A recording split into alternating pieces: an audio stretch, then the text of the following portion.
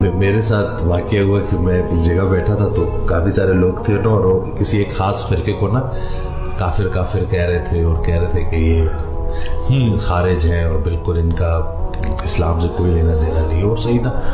تو اتنے میں نا میں خاموشی سے سن رہا، تو مجھے کہتے ہیں کہ تمہارا اس کے بارے میں کیا خیال ہے؟ تو بس اس وقت مہربانی ہوئی تو بات آ گئی۔ میں نے کہا کہ میرا تو یہ ایمان ہے کہ جس انسان کے دل میں کسی دوسرے انسان کے لیے فرقے کو لے کے، عقیدے کو لے کے رائی برابر بھی بغض ہے نا، وہ جنت میں نہیں جا سکتا۔ اس کے بعد ایک خاموشی چھا گئی، اور وہ سب مجھے بھی دیکھ رہے ہیں۔ ایک اٹھ کے نکل گیا، دوسرا اٹھ کے نکل گیا۔